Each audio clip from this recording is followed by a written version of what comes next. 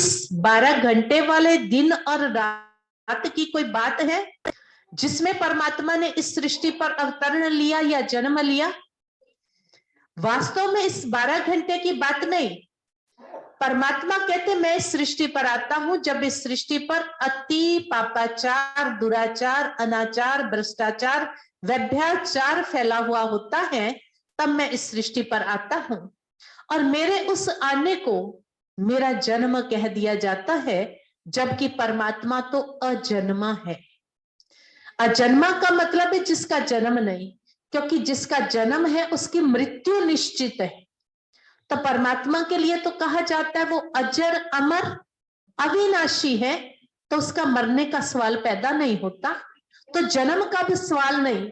इसलिए वो कहता है मैं पर काया प्रविष्ट करता हूं, मैं आता हूं दूसरे के तन में, और जिस तन में मैं आता हूं उसको धर्म का नाम देता हूं प्रजापिता ब्रह्मा। उस तन में आकर के मैं अपनी सत्य पहचान देता हूं, मैं कौन हूं, कैसा हूं और कब इस सृष्टि पर अवतरित होता हूं। आज हम देखते हैं दुनिया में कोई भी व्यक्ति ऐसा नहीं है जो परमात्मा को याद न करता हो। हर व्यक्ति परमात्मा को याद करता है। कोई सुख में याद करता है और कोई दुख में याद करता है। पर कई बार मनुष्य कहते नहीं जी, नास्तिक लोग भी दुनिया में बहुत है जो भगवान नाम को मानते ही नहीं है। पर कहते एक बार बड़े बड़े साइंटिस्टों की एक सभा, और उसमें एक साइंटिस्ट ऐसा पक्का था, वो कहते हैं आज मैं प्रूव करके रहूंगा कि गॉड नाम की चीज कोई होती नहीं, भगवान नाम की कोई चीज नहीं होती, कोई सत्ता ही नहीं है। कहते बहुत सारी बातें चली, बहुत सारी बातें चली, और उस क्योंकि जो जिद पे होता है ना, तो वो तो किसी भी बात को मानने के लिए तैयार नहीं होता है, और जिद करते करते लास्ट में उसने कह दिया, सिद्ध किया कि भगवान है नहीं। और जब सारे उठ के खड़े, कहता है थैंक गॉड मैं ये सिद्ध कर पाया कि तुम हो ही नहीं। लेकिन भगवान को शुक्रिया, वो नास्तिक भी कर रहा है। वो सत्ता कौन है? कहा जाता है कि परम आत्मा वो सत्ता है जिसको कोई भगवान कहता है, कोई अल्लाह कहता है, कोई ईश्वर कहता है, कोई नूर कहता है, कोई खुदा कहता है, कोई गॉड कहता है। अनेक नामों से और अनेक रूपों से हम उसे याद करते हैं। इसके साथ साथ जितने मंदिर बनाए उतने ही नाम रख दिए, अमरनाथ, सोमनाथ, बद्रीनाथ, केदारनाथ, पशुपतिनाथ, विश्वनाथ, ओमकारेश्वर, मुक्तेश्वर, पापकटेश्वर, विश्वेश्वर, कितने नाम। लेकिन फिर कहते हैं जी परमात्मा का तो एक ही नाम है। और उधर भक्ति में कहेंगे हरि के 1000 नाम, कृष्ण के करोड़ नाम। अच्छा पूछो परमात्मा के रूप कितने? कहते हैं उसका रूप भी एक ही है, लेकिन वो रूप कौन सा है, उसका असली नाम क्या है, उसको जानते नहीं। इसलिए जो भावना में आता है उससे हम भगवान को याद करते रहते। वास्तव में सत्य स्वरूप परमात्मा का एक ही है, जिसको अजन्मा कहा, क्योंकि जिसका शरीर है, शरीर का जन्म भी है और शरीर की मृत्यु भी है, लेकिन परमात्मा शरीरों से भिन्न है। इसलिए परमात्मा का स्वरूप जो दिखाया गया है वो निराकार ज्योति स्वरूप पिंडी रूप दिखाया गया है, जिसको मंदिरों में हम शिवलिंग के रूप में देखते।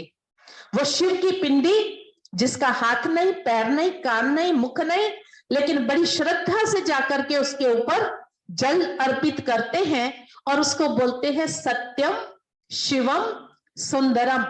आज दुनिया में सुंदर उसको कहा जाता है जो फेयर कलर में होता है, गोरा होता है, लेकिन परमात्मा की पिंडी बिल्कुल काले रंग की है और उसको हम कह रहे हैं वो सत्य है, वो शिव है और वो सुंदर है। लेकिन उसकी सुंदरता क्या है? परमात्मा शक्ल में सुंदर नहीं, लेकिन परमात्मा की सुंदरता उसके गुणों की सुंदरता है।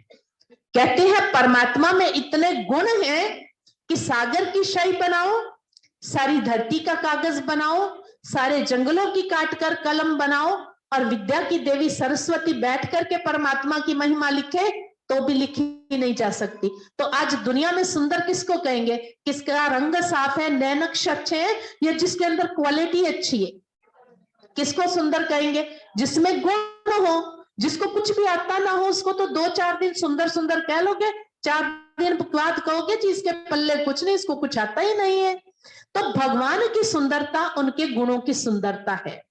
उनका नाम है शिव और हम प्यार से उनको कहते हैं शिव बाबा। बाबा क्यों कहते हैं? जैसे दुनिया में अपने पिता को कोई डैडी, कोई पापा, कोई डैड कुछ संबोधन करते हैं ना, तो सारी सृष्टि का पिता जो है वो एक परमात्मा है। इसलिए कहते हैं एक नूर से सब जग उपजा। परमात्मा एक नूर है, एक रोशनी है और हम सभी आत्माएं उनकी संतान है, हम उनकी रचना है, उसने हमको रचा है। तो जिसने रचा होता है वो कौन होता है? हमारा बड़ा होता है। तो परमात्मा हमारी आत्मा का रचयिता है, इसलिए उनको हम परम पिता परमात्मा और शिव बाबा कह करके संबोधन करते हैं। तो वो बाबा इस सृष्टि पर आकर के हम सभी आत्माओं को सत्य ज्ञान दे रहे हैं, जागृत कर रहे हैं। वो केवल मात्र ब्रह्मा कुमारियों का बाबा नहीं, किसी एक आत्मा का पिता नहीं, लेकिन इस पूरी सृष्टि का वो पिता है। इसलिए आप सभी मुख से भी बोलेंगे, मन से बोलेंगे, दिल से बोलेंगे, मेरा बाबा आ गया। दिल से बोलो, मेरा बाबा, मेरा बाबा, मीठा बाबा, प्यारा बाबा। तो वो परमात्मा पिता इस सृष्टि पर आया है हम सभी आत्माओं को दुखों से मुक्त करने के लिए, इस पार से उस पार ले जाने के लिए। भक्ति में भी कहते थे, हे प्रभु मेरी जीवन नैया को पार लगाओ, इस पार से उस पार ले जाओ। क्यों जानना चाहते हैं हम इस पार से उस पार? इस पार क्या है? कहते इस पार है दुख की दुनिया और उस पार है सुख की दुनिया। इस पार है नरक, उस पार है स्वर्ग। इस पार हम देखते हैं बंधन है, उस पार आजादी है। इसलिए हम चाहते हैं इस विश्व वैतरणी नदी से हम सुखों के सागर में चले जाए। पर परमात्मा कहते हैं इस दुनिया के दुखों में तो हम अटके पड़े हैं, छूटे कैसे?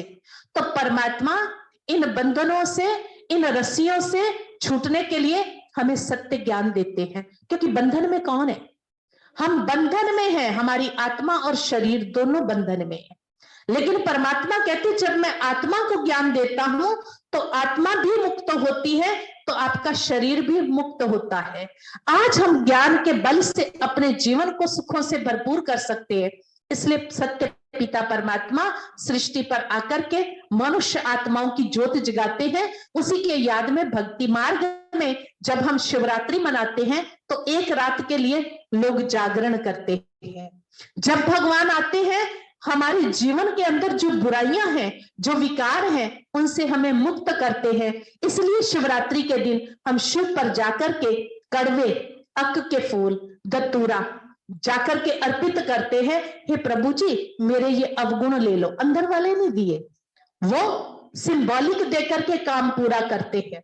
भगवान जब आया उसने कहा कि तन मन धन सहित मेरे हो जाओ। हमने क्या किया? एक तीन पत्र का बेल पत्र तोड़ा, जाकर शिव के ऊपर रखा। हमने कहा भगवान जी ले लो। क्या है ये 3 पत्र के बेल पत्र को ही हमने तन मन धन समझ करके अर्पित किया। बेल पत्र चढ़ाते हैं, गाजर चढ़ाते हैं। भगवान ने कहा ये शरीर जो है ना गाजर का प्रतीक है, इस शरीर को भी भगवान को अर्पित कर दो। सब कार्य करते हुए ये सोचो कि हे भगवान ये आपकी अमानत है जो आपने मुझे दी है, मैं आप पे अर्पित करता हूं, आप इसको चलाओ। भगवान कहते इस मन को, आत्मा को भी प्रभु पे अर्पण कर दो। हम आत्मा को नहीं कर पाते, हम एक बेर जो है ना शिव के ऊपर जाकर के अर्पित कर देते हैं। परमात्मा ने कहा ये आत्मा, ये शरीर अगर आप प्रभु अर्पण कर देंगे तो आपका ये तन भी स्वस्थ रहेगा, आपका मन भी स्वस्थ रहेगा, खुशियों से सदा भरपूर रहेगा और उसको परमात्मा बहुत अच्छे से चलाएगा। लेकिन हम सिर्फ फॉर्मेलिटी करते हैं, जिसे दुनियादारी में रीत हो गई है। अब भगवान ने कहा था ये बेर के साथ ना अपने अंदर का बैर, वैर, विरोध जो एक दूसरे के अंदर आज बना पड़ा है, भगवान ने कहा था इसको अर्पित कर दो। लेकिन मनुष्य आत्माएं वैर विरोध नहीं अर्पित कर पाती, वो अंदर ही भर के रखते हैं और चीजें भगवान को अर्पित करके ऐसा समझते कि भगवान खुश हो जाएगा। क्यों खुश हो जाएगा? कहते हैं वो तो भोलानाथ है ना, और भोलानाथ तो थोड़े में राजी हो जाता है, इसलिए कच्ची लस्सी ले जाते हैं, शिव के ऊपर बड़े प्यार से, बड़ी श्रद्धा से अर्पित करके आ जाते हैं। भगवान ने कहा मैं तो तुम्हें चाहता हूं, क्योंकि तुम मेरे बच्चे हो ना, तो तुम मेरे ऊपर अर्पित हो जाओ, मेरे बन जाओ, तुम जैसे हो कैसे हो भगवान स्वीकार कर लेगा। दुनिया में भी गाते थे, प्रभु जी मेरे अवगुण चित्त ना धरो। भगवान कहते मैं नहीं रखता, मैं तुम्हारे अवगुणों को क्यों याद करूंगा, किस लिए याद करूंगा, लेकिन तुम भी तो ऐसा करो ना।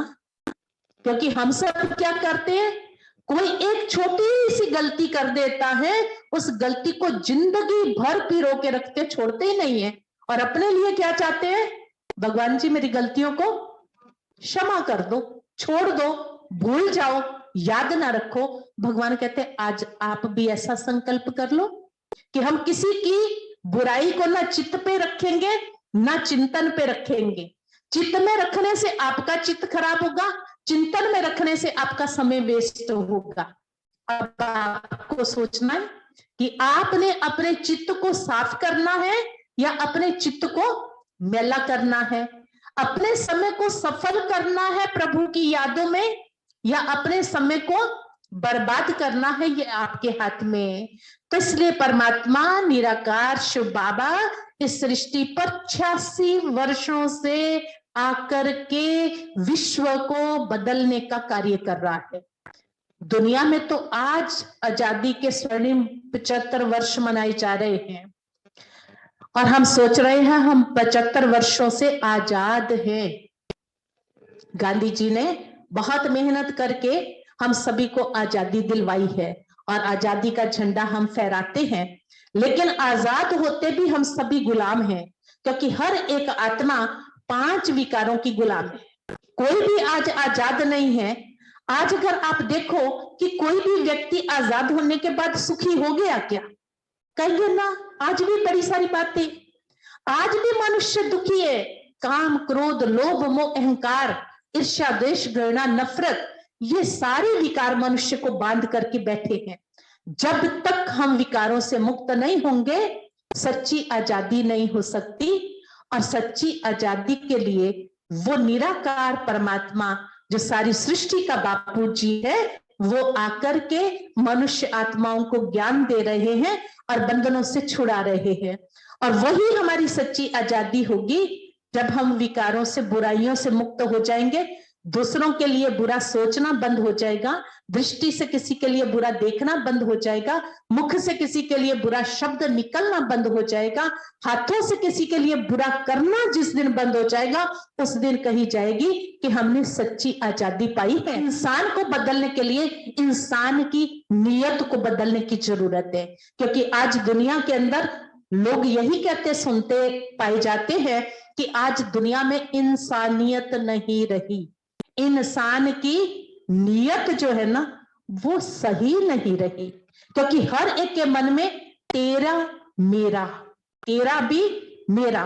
दुनिया में तो आज इतनी होड़ मची पड़ी है, कोई किसी की बेटी पे नजर रख रहा है, कोई किसी की बहू पे नजर रख रहा है, कोई किसी की माँ पे नजर रख रहा है, कोई किसी की जायदाद पे नजर रख रहा है, कोई किसी के घर पे नजर रख रहा है। दुनिया के अंदर वृत्तियां कहाँ जा रही हैं, और सोच रहे हैं कि हमारे लिए ये दुनिया अब स्वर्ग हो गई है। क्यों? क्योंकि ये चकाचौंध नजर आती है, ये बिल्डिंगें नजर आती हैं, ये गाड़ियां नजर आती है। भगवान कहते इससे दुनिया स्वर्ग नहीं बनेगी। दुनिया स्वर्ग तब बनेगी जब आपके विचारों में, आपके संस्कारों में शुद्धता आएगी, परिवर्तन आएगा। तो भगवान उन विचारों को बदलने के लिए ज्ञान दे रहे हैं और बंधनों से छुड़ा रहे हैं। बहुत सी आत्माएं हैं जो उस पिता परमात्मा से जुड़ी हैं, उन्होंने अपने जीवन के अंदर बहुत सी बातों से आजादी पाई। ब्रह्मा कुमारी ईश्वरीय विश्वविद्यालय में आने वाले भाई बहने अपने अन्न को शुद्ध रखते हैं, अपने मन को शुद्ध रखते हैं, अपने जीवन को पवित्र रखते हैं। बीड़ी, सिगरेट, तंबाकू, शराब किसी भी चीज का वो सेवन नहीं करते, ईंधन प्याज लहसुन तक को भी स्वीकार नहीं करते, बाहर की बनी हुई चीजों को स्वीकार नहीं करते, किसी के हाथ की बनी हुई चीजों को स्वीकार नहीं करते। जब हम अन्न को शुद्ध बनाएंगे तब मन शुद्ध बनेगा, तब जीवन शुद्ध बनेगा, तब दुनिया शुद्ध बनेगी। क्योंकि हम बदलेंगे तो जग बदलेगा, हम सुधरेंगे तो जग सुधरेगा। कौन कौन तैयार है दुनिया को सुधारने से पहले खुद को सुधारने के लिए, खुद को बदलने के लिए? बहुत बहुत शुक्रिया, अपने लिए ताली बजाएं। क्योंकि हम जब अपने लिए संकल्प करेंगे, अपने को अच्छा बनाएंगे, तो सबसे पहले हमको खुशी मिलेगी, हमारा घर अच्छा बनेगा, हमारा परिवार अच्छा बनेगा, हमारे बच्चे अच्छे बनेंगे। और उनके लिए हमें जो आज दुनिया में टेंशन रहती है ना, उस टेंशन से आप फ्री हो जाएंगे। तो ऐसा पिता परमात्मा हम सभी आत्माओं को सिखा रहे हैं।